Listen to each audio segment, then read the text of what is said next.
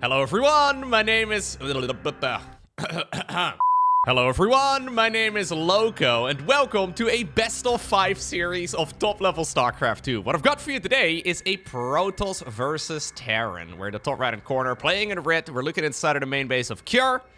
Down in the bottom left, playing in blue, we have none other than hero. A good old best of 5 series between some of the very best players in the game. Now, one of the really nice things as a StarCraft 2 commentator, right? Especially if you're a YouTube content creator, when it comes to #1 Protoss, there's legitimately 3 options right now. You can call Hero the #1 Protoss, you can call Classic the #1 Protoss, and maybe you can even call MaxPax the #1 Protoss. It depends on what you're looking at. Hero has been very successful lately. He's been winning the vast majority of the games. Classic has been winning a lot of tournaments, statistically speaking. MaxPax is still the #1 Protoss. So how do you decide who you call the real #1? Will the real rank 1 Protoss please stand up? It'd be nice. As far as Terran goes, though, yeah, it's also quite difficult. Is it Maru or is it Clem? Would I consider... I think Maru has been slightly more impressive as of late, but the amount of games we've seen from Maru, the sample size of it is just way smaller. Clem, of course, plays in everything, so that probably means that his overall level, since he's literally playing in all of the smaller online events as well, he probably doesn't try as hard as Maru does for every single one of the games that he plays, so difficult call to make. I think they're really evenly matched too. And for Zerg, yeah, it's herO. Yeah, it's herO. There's not really a whole lot of debate as far as that goes, but there are some Zergs that are getting dangerously close. Well, lucky for us, no Zerg in this particular game. Get the herO fans out of here. We get to enjoy some good old Terran versus Protoss. Now, lately, in the games that I've seen hero play, he's been playing quite conventional StarCraft. Even though he's perfectly capable, of course, of, well, going for what some people would call clownish strategies. I would never do so, because people get upset whenever I do. But, I mean, I never have. That's what I meant to say. hero is certainly able to mix it up. In this particular instance, it's pretty conventional yet again. We did open up with a very quick sentry. A lot of Protoss players have been shifting away from it, but it is good across the board if you can get that vision, right? So, getting the hallucination scouts off is really nice. Fast third Nexus, by the way, here for the Protoss, as he's doing this off of just 2 gateways. Third one right now finishing up, though. Blink on the back of this as well, so using this as actually a wall-off right over here on the low ground. Easy scout for Kjur. Kjur, for a very long time, actually, was considered to be probably the best Terran versus Protoss player on the planet. Quite a few years ago. His TVZ is what really, hurt him quite a bit. His Terran versus Terran was always good. His Terran versus Protoss was amazing. His TVZ is where he fell short. And that cost him probably quite a few tournament wins in the long run. He really was considered to be one of the very best players for quite a while, but he couldn't really beat Zerg. Turns out it's really hard to win tournaments when you can't. So, he's been working on TVZ. His TVZ is way better than it has been, I think, ever. It's incredibly good these days. Sadly for him, though, a lot of other Terran players have caught up in the TVP department. Wide variety of strategies, usually. Difficult to predict, but for now, hero has been able to figure out exactly what his opponent is going for. Those hallucinated phoenixes, really, really handy. Here's the Banshee coming in. Personal cloaking, though, for the Banshee is done. Blink is also finished. We are going to need an observer. Built in the perfect location. Yeah, and this is yet again a pretty conventional game from hero, right? It's like a lot of people are criticizing how he sometimes looks a little bit messy and it's just not as tidy as you want him to play. I feel like in the last few series that I've casted hero, he's just been playing some rock-solid StarCraft. Oh, apparently the Banshee can hide over here in the trees. Interesting. I don't know how it... Fair enough. There's an observer on its tail, I guess. Oh, there's some Ultralisk bones over here as well, inside of whatever that is. Huh. Anyhow, in the meantime, on the other side of Old Republic, in the bottom right, there is another attack coming in. hero had a Stalker on patrol. He now sees, of course, that this push is here. Still a scary attack, though. We don't yet have a Colossus or anything along those lines at all. And the siege tanks, they're going to be able to shell away really nicely. Charge is not yet finished either. And while a third base is really handy to have, you do need to be able to keep it alive. Charge, though, is going to make the defense much easier. We'll see a Immortal into a Colossus, I'm sure. But it does feel like everything is a little bit too slow. The Nexus is already starting to take critical damage. And say goodbye to your third base, hero. Kier decides to start up his own. Risky move, of course, across the board for Terran to go for an attack like this. But hey, usually in this matchup, it is Terran who's away and is one base behind. And in this particular instance, well, we have the third base now starting up before Protoss is going to be able to mine theirs again. Gonna settle for a little bit more damage, but I do believe we have to go home. herO's already thinking about moving into your house. In the meantime, we have a Colossus coming up and also a Dark Shrine. So maybe we do have to get some of that craziness into this particular game too. herO wanted to play a normal macro match. No more. I wonder if Cure believes that the base on the left side has now been taken. There are a couple of third base options on this map. The one over here is the absolute worst one, because it's miles away. Oh, well, that's not going to happen. The siege tanks are still out here. Overextension, though, from Cure. He's basically, and I don't know if these units knew it, but he's basically sent them on a one-way trip. You guys are going to die. Yeah. Sorry, Marines. You guys got to be the heroes, and then you got to be the bait. Cure does not award medals. No. Well, maybe he rewards them to their families or something, but at the very least, not to the Marines themselves. Dark Templar are really good, though, for base defense here. Third base is already done for Cure. No orbital command yet, so not a lot of scans available, but there is a Colossus. Is that enough? A lot of Marauders in the mix. Widowmines get into a good position. Hold position here to get the splitties off. Yeah, this will be good enough. The Immortal actually is really powerful in these type of spots. Okay. We have the warping of a whole lot of Zealots, but then from the natural, the Invisible Men are gonna march. In the meantime, herO is trying to see if he can corner this army. He needs to be careful, though, that he does not get sandwiched like those Marines and those siege tanks just did. Because I think Cure was baiting him, moving to the top left so he can collapse as well from the other side. Dark Templar, though, are rallied into the main, the natural, and the third, it looks like. These two are gonna, yeah, okay, escape. I think this one is likely gonna get cleaned up, too.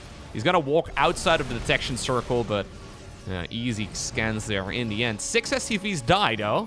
And now the rest of the Protoss army engages. Is this really the time, though, to fight herO? I don't think so. There's so many Marauders in the mix. I think the Marauders are gonna be good enough. Yep, Colossus dies just like that. Ranged is not even done yet. That's crazy. He starts up the Advanced Ballistics upgrade right now. herO committing to a fight without having that ranged upgrade done. He's oozing confidence, but I don't know if it's the right type of confidence right here. And ultimately, right, as the dust now settles, we're talking 3-base Terran versus 3-base Protoss. And that is something every Terran player loves. If you can be at a similar amount of bases as the Protoss, you're gonna be able to outgrow them. Fourth Nexus does start up now for herO, but Cure has a really lovely timing attack coming up with 2-2 finishing. This Zealot run by kind of slipped through the cracks. The majority of the Terran army did move out. Reinforcing units, though, are appearing now. Widowmine here. Okay, not really getting a whole lot done. Maybe some SCVs will actually fall, but there is a gigantic counter-attack, too, and this is towards the third base.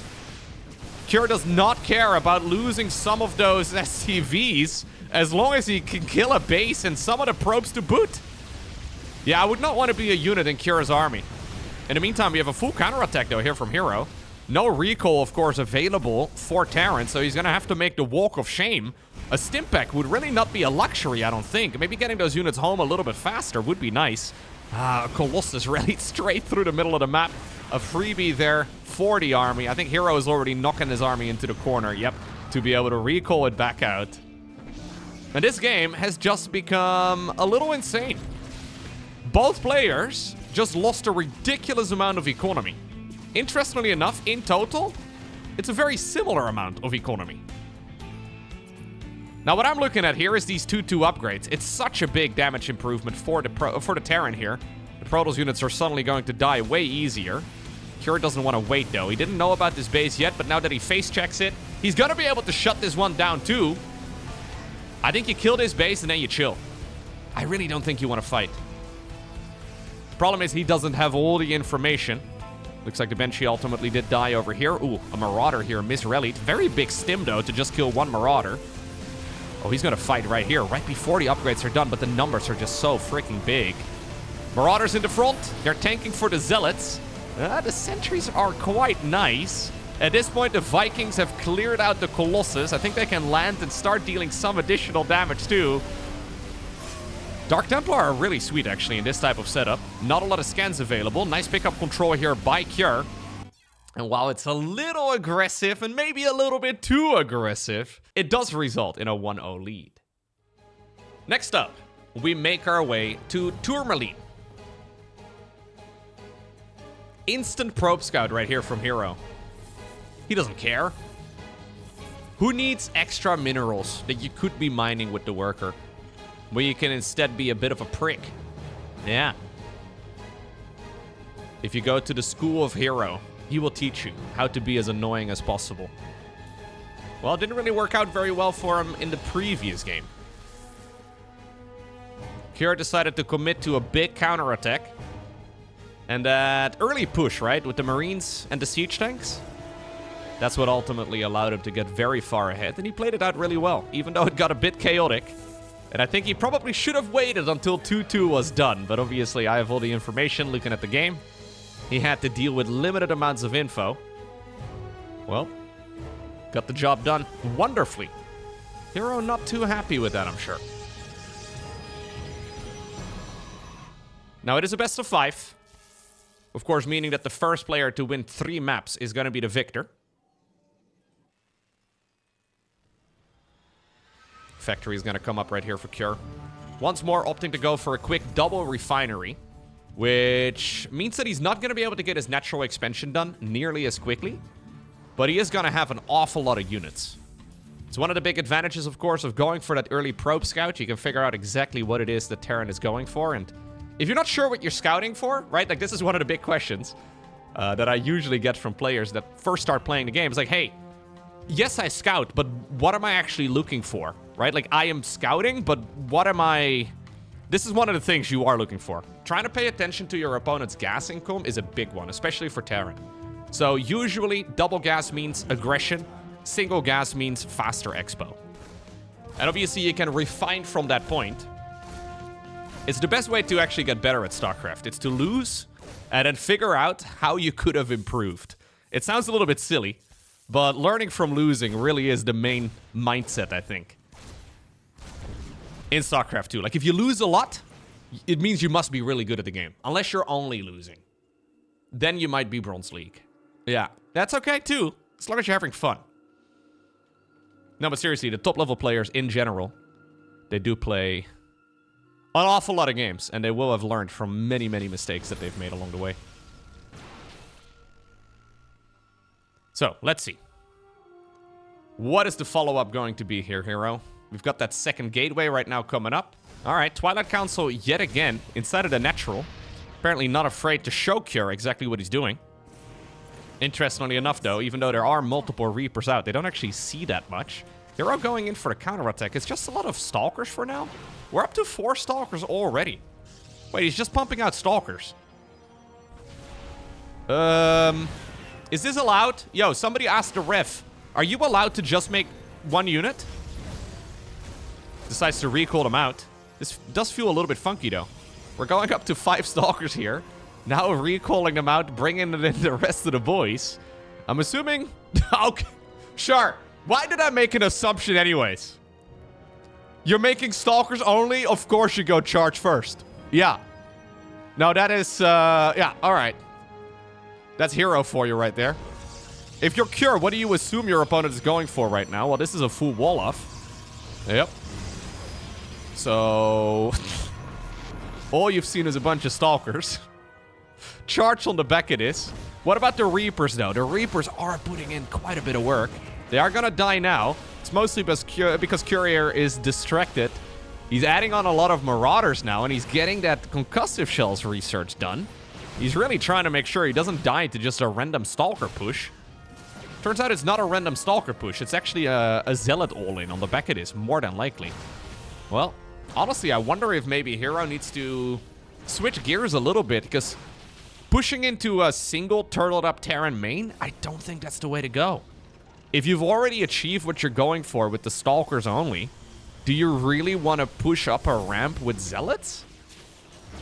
This is kind of a crazy build, actually, here from hero. So it's just 4 gates. He's just warping in more and more units.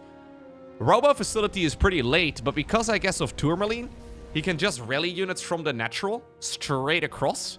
Rush distance on this map is relatively short, considering how many bases there are. Third Nexus in the meantime on the back of this, too. I actually think falling back here and not really being too aggressive is the right move. He's basically containing the Terran now with just a bunch of Stalkers while building up a much bigger income. Yep, and now we're getting Blink. I think the original plan was different, but maybe he just really likes to give his Zealots their leg enhancements. Look how fast they are. Very nice, lads. Okay.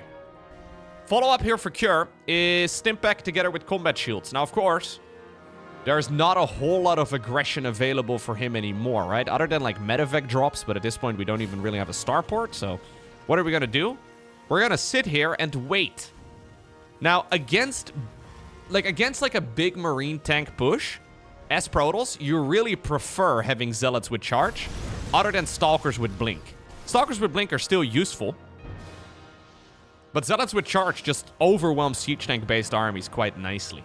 So maybe that's one of the reasons, right? Maybe he was assuming, okay, this is going to be a Terran committing to some sort of all-in. If he's going to bring the boys, I would rather have the siege tanks shelling away at those SCVs for me, with the Zealots getting within range, right? They deal a lot of friendly fire. Stalkers, not so useful in that regard. And actually, the damage per second of Zealots is higher than that of Stalkers. That is something I didn't know, actually, for a very long time. But Zealot DPS in StarCraft 2 is very high. They used to have impact damage as well with the charge research, which is kind of sick. Anyways, here we go. Yep, we are going to bring the boys. Okay. The Observer is going to get scanned. Hero wants to meet this army in the middle of the map.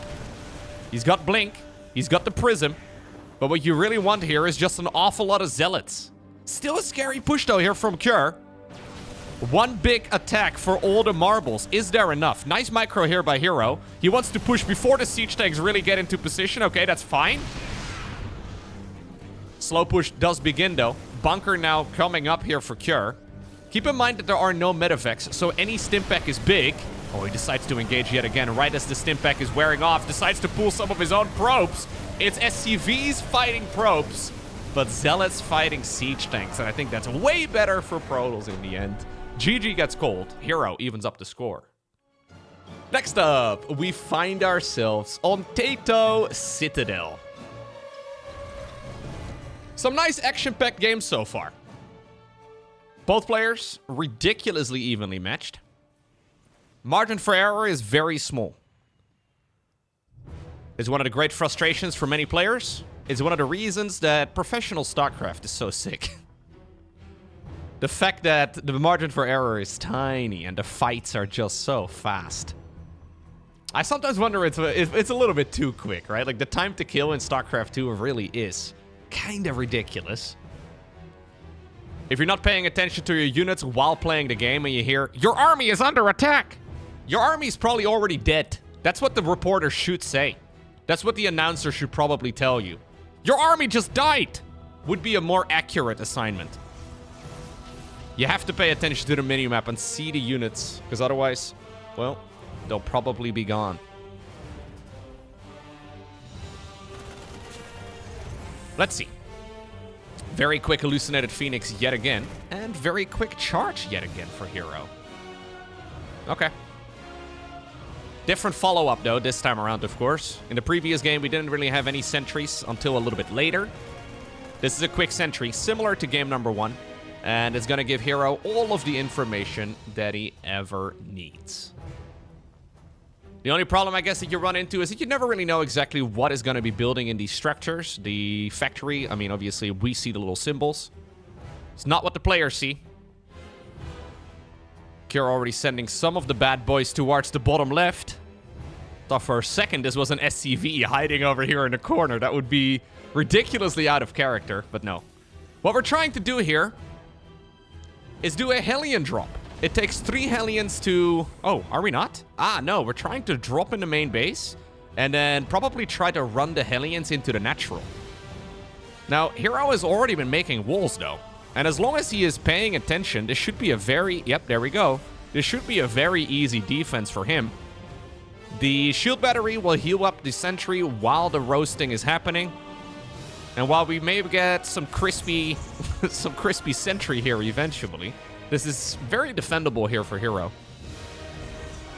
Medevac drop goes in. Don't all army hotkey hero. He doesn't. This is just Marines. Not very scary at all. Hellions in the meantime. Not very scary at all. Medevac died already. Bunch of probes are falling too.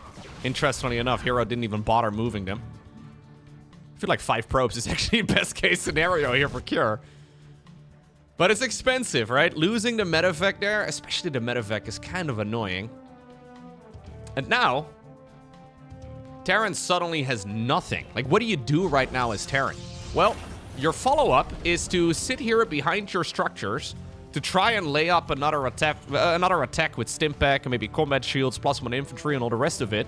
But it's basically a gigantic, you know, free reign of the map for hero for at least several minutes. So what do you do as Protoss? Well, whatever you like. There is 0 pressure right now on hero. I would imagine we continue the probe production. We get indeed that 3rd Nexus going. We go into whatever upgrades we like. Charge is already done, of course, so blink it is. There will be a Raven, fair enough, but this honestly feels a little bit risky. Hero doesn't really know exactly what the opponent has got going, and losing a Raven is tough. Against this, we do pull the boys.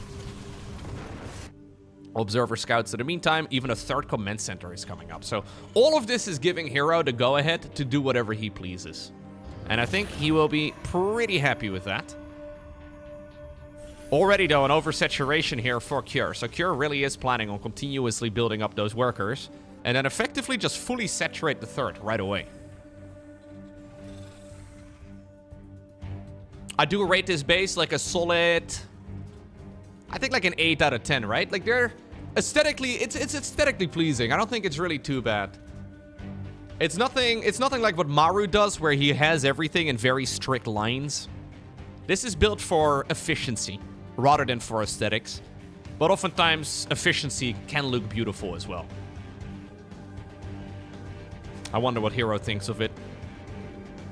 I don't think he's rating it on aesthetics alone. Let's rate the Protoss base. Yeah, disgusting. Ugly. Doesn't look right at all. Yeah, many pro gamers don't care for aesthetics. Yeah, this is very brutalist. Is that what it called? I don't know anything about architecture, but let's call it brutalist right here. 100% focused on efficiency. Basically as many structures as you can fit inside of the power field of the pylon and then some. No redundancy baked in at all. We could be layering up the pylons to make sure that we don't lose function if, well, one of the structures does get killed. But look, hero has recognized that indeed this game is very slow now for Terran. After the medevac drop, after the Hellions. So we're gonna celebrate with a proxy gold as well. Why not?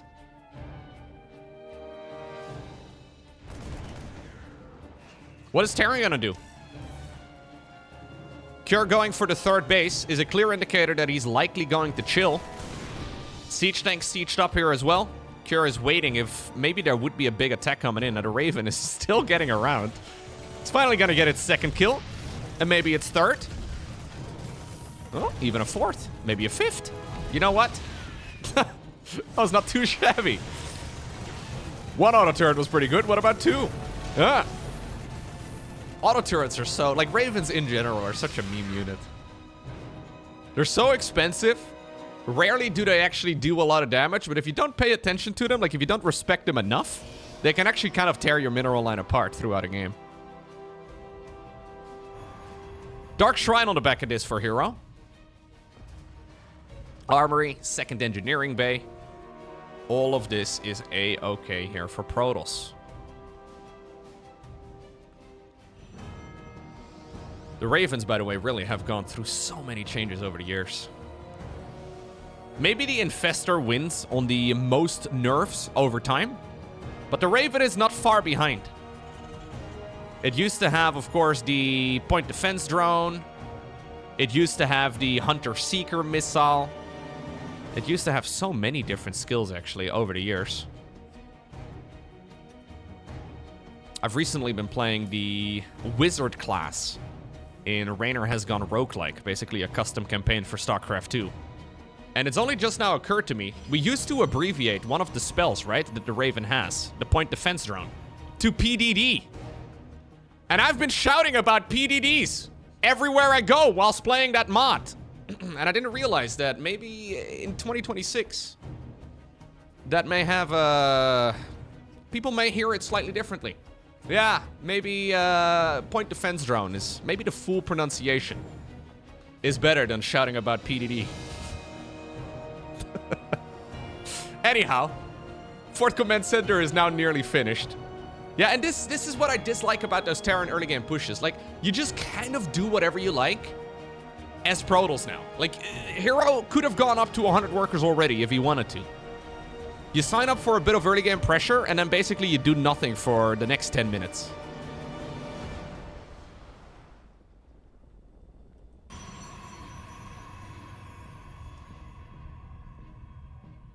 We're going into the Dark Templar Blink.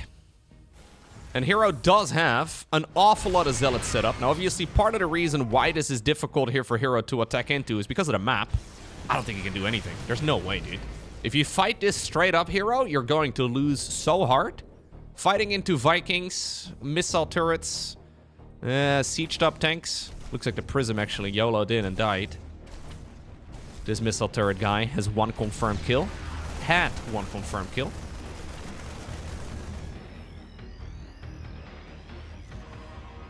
Okay, here we go again.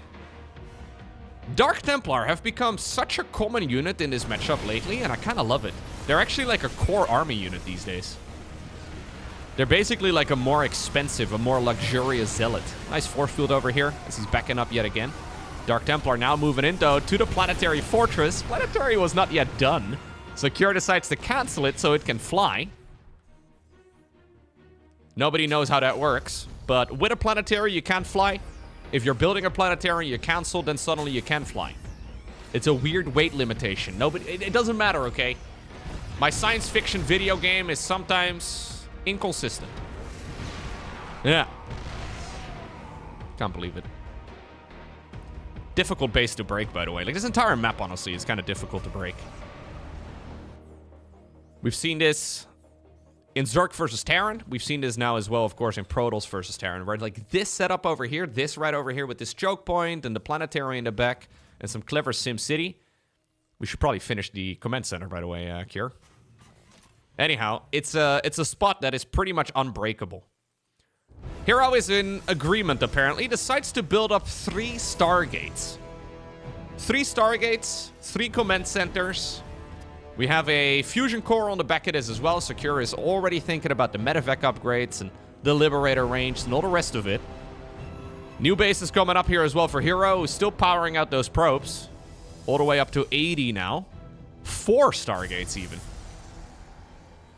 Sure. Why are we building this over here, though? This is arguably, and it probably doesn't matter, but this is arguably the worst position to be building this very expensive and very slow to produce tech up. Because if Terran goes across the map, this is the first attack that they will likely do, like the first direction that they will push into. Losing all of this is not quite losing the game, but it's awfully close. Anyways, middle of the map right now here for Kjør. Tries to go for the forward Planetary. hero just throws units at the problem. Bit of a flank coming in as well for Kjør, though. 1 Immortal, not living up to its name. Big warp-in inside of the main base, too. Recreation of the Legacy of the Void opening cinematic. Except it's a Warp Prism, I suppose. The lads are just attacking whatever they can.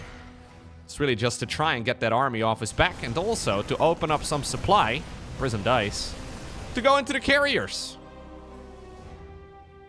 In the meantime, we have triple starport available here for Terran. So we're already pumping out the libs. Advanced ballistics coming up.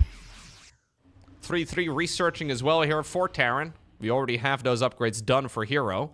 I wouldn't mind seeing him start up a second cyber core as well, though, because carriers really do benefit from it quite a lot.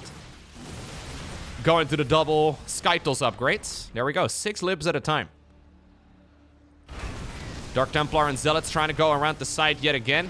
But this choke point over here, I don't think you can fight it. It just doesn't feel like a position that you can actually go into. hero really trying to get rid of some of his supply now. It feels a little bit cursed. But he can't really make more units. And likewise here for Cure. I highly doubt he's going to be replacing the Lost Workers. Yeah, Dark Templar are expensive, so apparently they're worthy of a recall. The rest of the army, not so much.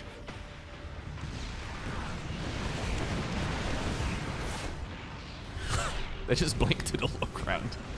Trying their best. Okay. So let's see if hero can pound the libs. There's a lot of them. Well, soon there's going to be 12. After the advanced ballistics, we're going to go into the Caduceus reactor. It's the research to double the energy regen for the Medivacs. It's one of the reasons, actually, why Terran late game is so strong. Protoss and Zerg, especially Zerg, seem to max out so fast. And Terran has a lot of late game upgrades that keep making their armies better. Like building armor, like high-sec auto tracking. It's all those little things that add up throughout a game.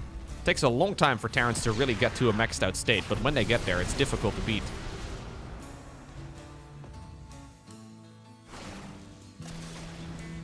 Yeah, and Cure has got this under lock and key now, right? I mean, maybe it's not the most exciting style to go for. If you were to do this every game, I would probably get a bit tired of it.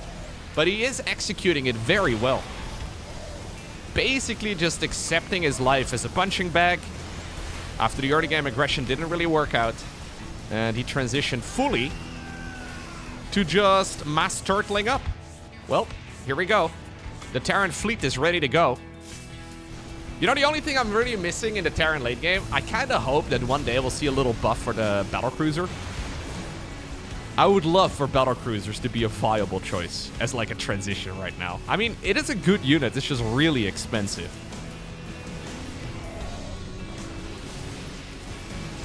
Let's see. The Viking, though, is the main goal right now for Cure.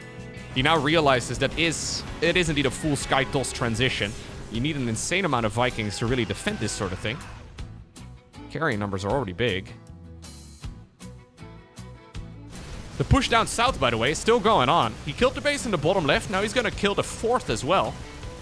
And while there is quite a bit of income here for hero, it's not like he is the richest Protoss in the world. I mean, maybe as far as tournament earnings go, he is, but not entirely sure. Dark Templar right now, once more, is core of the army. And you know what? The Viking numbers are problematic. He's pumping them out 6 at a time. Mama shows up as well. We need like 20 Vikings at this point to be able to contest this. This is so much Protoss that hero may just be thinking about being a bulldozer. Yeah, he's not even bothering with killing the units down south, it seems. He is just trying to continue the attack. And everybody has experienced this against Skytles at one point or another. When the interceptors are out, and you're pushed back, and you may have all the income in the world, but you can't stop the flood. This is a universal experience in StarCraft 2, man. When the pain train starts coming, it has no brakes. Hero's on rails right now. Cure trying to target fire down the carriers one at a time, but there's so much damage coming out of these carriers. Wait a second, is this game just over right now? Yes. Yes, I think it is. Match point here for hero on the map a Ruby Rock. Cure didn't know. He had all the production in the world, he had all the time in the world to counter carriers, but he was busy playing SimCity and not really scouting the opponent all too much. Look, I know some people will be like, Skytol's literally unbeatable. And maybe, yes. But also, if you can make like 12 carriers unscouted, that's a lot, right? And let's be honest, there are about, I want to say a dozen Terran units that are good against carriers. Literally, Marines only would have been fine there for Cure. Maybe not ideal. Yeah, he was a few production cycles away from Vikings being the answer. But he simply didn't know. And herO noticed it, and he decided to go straight for the throat. When you're on top of the production, it is pretty much impossible, right, for Terran to break out of it. When the carriers, I mean, they weren't quite on the production yet, but the production was inside of the main base. That's where herO was headed. He would have been able to pick out the Vikings as they pop out of the starports, and there's really no stopping it at that point. As Terran. Now, this is a cheeky little barracks right outside of the main base. We used to call this a Mecha Rex. If you're a StarCraft boomer, like myself, a Mecha Rex. Where you try to get the Protoss player to believe you're going for a cheese when you're really not going for a cheese. You're just building your barracks right outside of the base. Early game probe scout right here for herO. And it kind of got used against him. Now, he did see the timing of the factory on top of the high ground. He did also see the double gas inside of the main base. So he knows that this is likely some sort of aggression, but you don't really know exactly how committed it is. It turns out it was just one Reaper, produced right over here, and then flown back into the main. Kind of a clever little strat. The Terran player Maka, by the way, I don't think he's touched his game in about 13 years. Maybe 14. It's been a while. I have not seen that name, but it's still the name that pops in my head.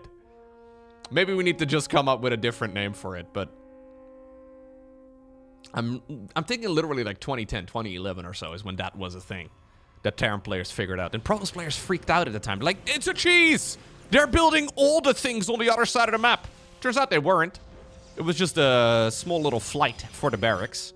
And since you didn't really need the barracks there, as quickly anyways, it's nice to get the reactor, I guess, but you could miss one Marine and get a bit of value.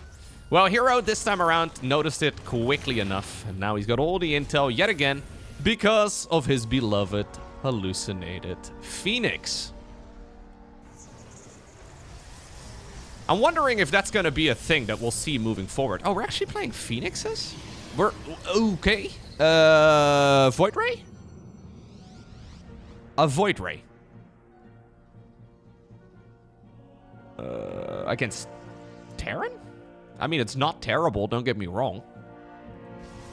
This is like the jack of all trades units in the air, but it's rarely the right choice. Usually you want to avoid the Void Ray. You want to avoid the Void Ray. It's basically going to be able to do what the Phoenix does, but then worse. And for a more expensive cost. And with no synergy with other Phoenixes. It's really good if, you know, you don't... oh, now we're going Phoenixes. Interesting. I mean, it is getting the surround. Look at the Void Ray. It's going to make the beam thick. No, it won't. No intimidation for you. Hallucinated Phoenix doesn't deal damage. Yeah, so a Phoenix would have killed this. What is the point of... maybe he thought it was going to be some very committed push. Keep in mind, he obviously did notice it was like a proxy. Oh, we're going for the counter? So wait, he's rallying a Phoenix with this as well, and we're going for the counterattack? He's just sent everything that he's got straight across.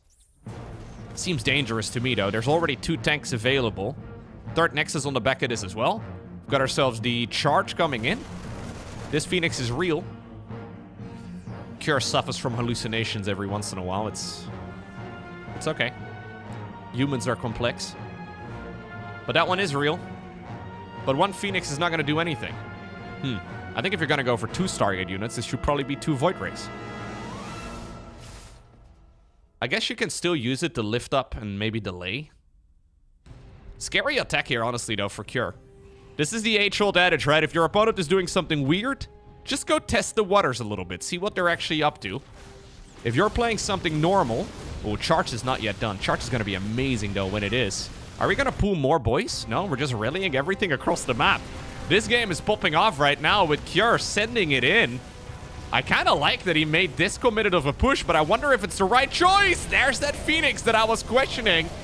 Okay, immediately disabling a bunch of the splash damage, opening the door for the Zealots to get within a range of the tanks. Say goodbye to every single one of those.